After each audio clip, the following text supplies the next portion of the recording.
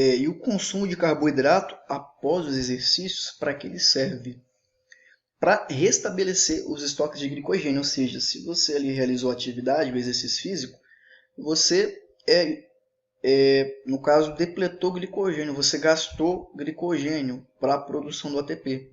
Então, qual o objetivo de eu consumir carboidrato depois do exercício? Para restabelecer esses estoques de glicogênio. Até porque você vai ter que ter glicogênio para fazer depois outras atividades, que você não vai só treinar. Você pode arrumar casa depois, enfim, fazer outras tarefas. E pensando na periodização de treinamento, no planejamento, esse consumo pode ajudar no desempenho no dia seguinte. Então, se você consome carboidrato depois, no outro dia você vai ter uma reserva de glicogênio já pré-estabelecida ali no seu corpo. Vamos supor, se você treinou de noite e aí depois, outro dia, você, sei lá, vai ter que treinar de manhã, mesmo sendo outro grupamento muscular, você vai ter que ter glicogênio. Então, pensando nisso também, você consumir carboidrato após pode ajudar nesse sentido. E diversas outras estratégias também. Vai depender de como for planejado ali o objetivo da pessoa. E as primeiras horas após o exercício é a melhor hora para consumo de carboidrato, porque tem uma melhor síntese de glicogênio, ok? Então aí mais uma informação importante. Então nas primeiras horas ali é importante consumir o carboidrato, porque você vai ter uma melhor ali, um melhor aproveitamento desse carboidrato para a produção do glicogênio muscular e hepático. E agora vou falar sobre o consumo de gordura e exercícios. No caso, eu não fiz essa divisão de antes, durante e depois, e nem da proteína, porque ainda as evidências elas são muito escassas, que não dá para fazer essa divisão ainda. Ok? Então, tem mais os principais tópicos que eu coloquei para vocês. Então, ó, o maior consumo de gordura, ele consequentemente vai proporcionar um maior armazenamento de energia, porque 1 grama de gordura é igual a 9 quilocalorias. Isso vocês já viram anteriormente. Um ultramaratonista, ele possui uma dieta rica em gordura, porque o tempo de realização do trabalho, da atividade, é muito longo. Um maratonista, em média, 1 hora e 40 minutos. Ultramaratonistas demora dias, dependendo da prova. Então ele precisa de uma dieta rica em gordura, porque a densidade energética da gordura é maior. Então ele vai ter mais energia ali estocada para estar utilizando durante o exercício. A longo prazo, uma dieta rica em gordura pode atrapalhar os processos metabólicos, né? Então, no caso, se você utilizar a gordura por muito tempo, dependendo do seu planejamento, ele pode atrapalhar os processos metabólicos, você pode ficar com o metabolismo mais lento.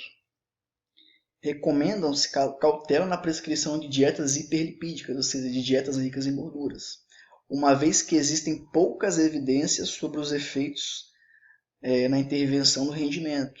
Então tem que ter cautela ali, por isso que é importante procurar um profissional da nutrição, né, para estar fazendo essa prescrição de forma adequada. Recomenda-se a utilização de gorduras boas, como ômega 3 ou ômega 6, ou, né, no caso, os ácidos graxos essenciais, que são a gordura do bem, que a gente chama. Então esses foram os principais achados da gordura. Agora eu vou falar sobre as proteínas. A proteína ela tem uma função ali estrutural, né, anabólica, de construção dos músculos. Mas ela também é energética, porém o seu consumo ele é muito raro de acontecer. Recomenda-se em média de 1,8 a 2 gramas de proteína por quilo de peso, objetivando o ganho de massa muscular.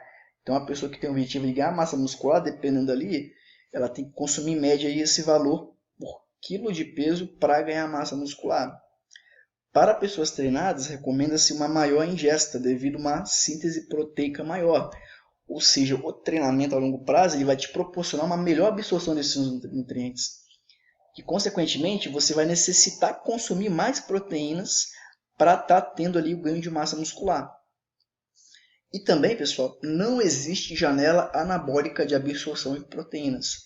O que eu quero dizer com isso? Que quando você treina, quando acaba o treino, você vai direto lá no shake lá do whey protein para tomar, achando que vai abrir uma janela naquele momento, que vai absorver melhor as proteínas. Não. A proteína ela tem uma digestibilidade mais lenta.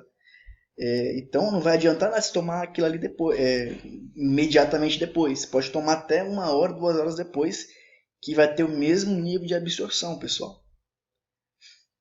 E como eu falei anteriormente, a proteína ela tem uma digestão mais lenta. E o seu consumo durante o exercício ele pode prejudicar no desempenho.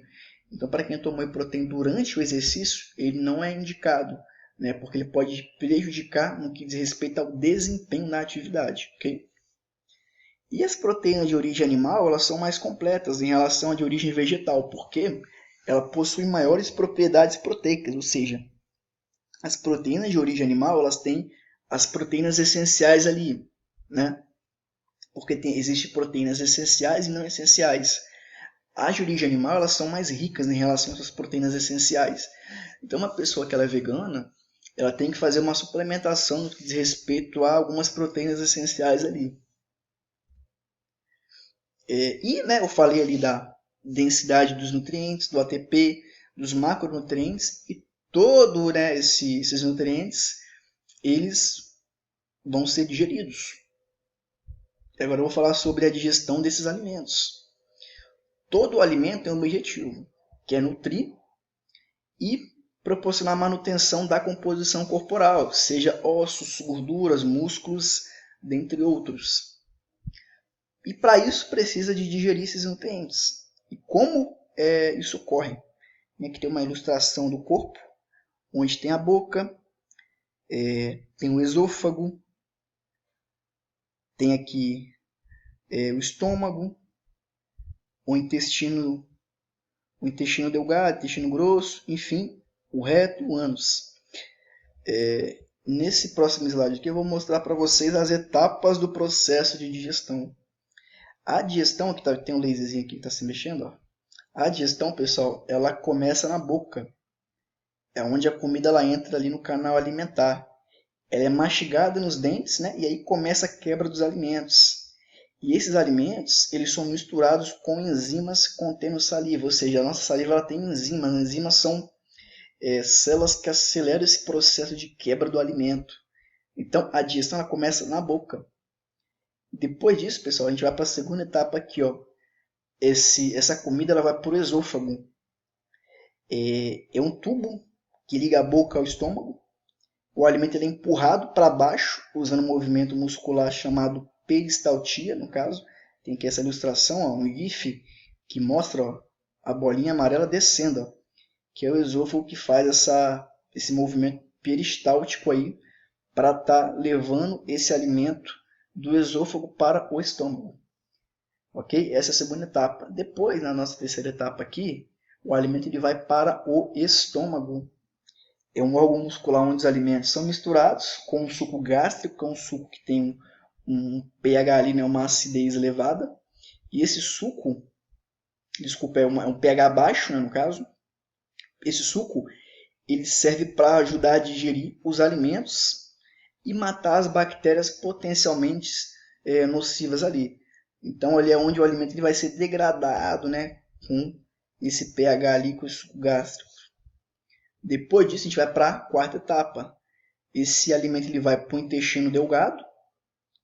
Né? No caso, o intestino delgado possui três principais partes ali para esse processo, que é o duodeno, o jejum e o ilho.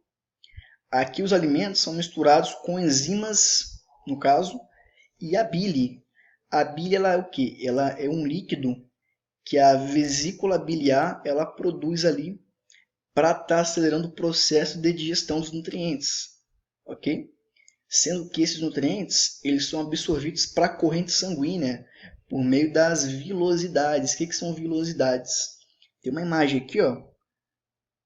Essas vilosidades seriam a estrutura interna do intestino delgado, ou seja, os micronutrientes eles passam por meio dessas vilosidades aqui por dentro e vão diretamente para a corrente sanguínea, né?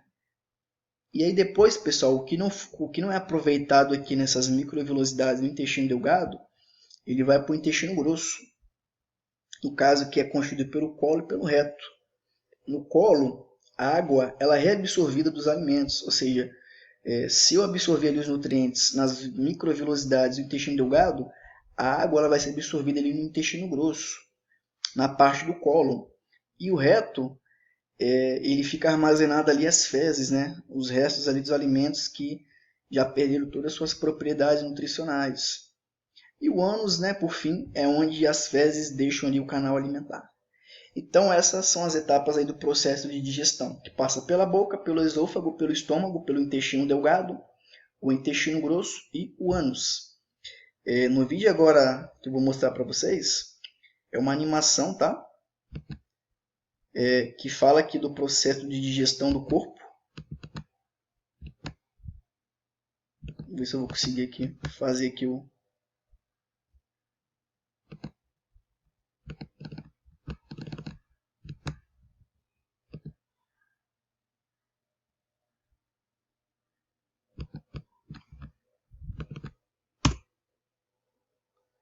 O sistema digestivo, que o sistema digestivo ele é formado pelo trato gastrointestinal, né?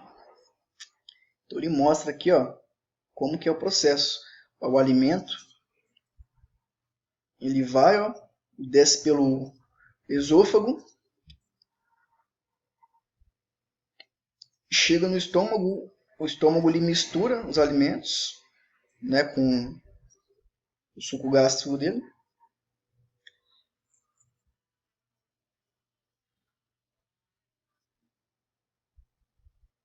Depois, ó, o pâncreas ele solta enzimas, né, por meio do ducto pancreático, que ajuda a digerir esses alimentos. E, no caso também, o fígado produz ali a bile, né, que sendo que na vesícula biliar vai soltar essa bile aí que vai ajudar também no processo de digestão. Depois vai para o intestino delgado, aqui ó, as microvilosidades, né, que absorve ali os nutrientes. Então, dependendo do que você come, você pode ter uma bactéria, né, ter uma inflamação, o vídeo também mostra. Depois disso, vai para o intestino grosso e aí acaba aí, né, vai para o reto, ânus, e é isso. Aqui tem um artigo que fala sobre os efeitos do exercício físico sobre o trato gastrointestinal. É um artigo no caso, de revisão, tá? E ele vem apontando aqui os efeitos maléficos do exercício sobre o TGI, que é o que? O trato gastrointestinal. Tá? Apenas uma abreviação que eu coloquei aqui. Os efeitos maléficos é a redução do fluxo sanguíneo intestinal, ou seja, quando você está realizando uma atividade de alta intensidade, o sangue ele vai para aqueles membros que está sendo realizada a atividade. Por exemplo, se eu estou fazendo canoagem, o sangue ele vai aumentar ali na parte dos membros superiores. Se eu estou pedalando, o sangue ele vai aumentar nas partes dos membros inferiores, na perna. E como consequência, vai reduzir o fluxo sanguíneo intestinal. Okay? Isso pode acarretar enjoo, diarreia, cólica abdominal e vontade de ir no banheiro. Né? Então, aí essa aqui é a relação do exercício físico sobre o trato gastrointestinal. Beleza, pessoal? E os benefícios? Né? Ele diminui a chance de câncer de cólon, de diverticulite, de cálculo na vesícula biliar e constipação, que são ali, né, aqueles barulhinhos, né, no estômago e no intestino. E o artigo ele aponta aqui algumas medidas para otimizar a digestão e absorção dos alimentos durante o exercício e reduzir a ocorrência de sintomas gastrointestinais, como, por exemplo, aumentar apropriadamente o volume e a intensidade do treinamento, quase o planejamento, uma periodização adequada, planejar o regime de hidratação durante a sessão de treinamento e competição, evitar o consumo de dieta ricas em fibras durante a competição, no caso antes, que pode atrapalhar no processo digestivo, ingerir gorduras e proteínas com moderação antes da competição, evitar altas doses de vitamina C e bicarbonato, defecar e urinar antes do exercício, evitar o uso de drogas que atuem sobre o sistema gastrointestinal, tais como anti-inflamatórios não esteroidais. Então são medidas aqui que vai ajudar a você não ter dores ali no trato gastrointestinal, beleza, pessoal? E essa foi a aula de hoje, tá? Agora eu vou passar a atividade para vocês. Vou estar lá no chat para tirar dúvidas de todo mundo, ok? E bons estudos a todos.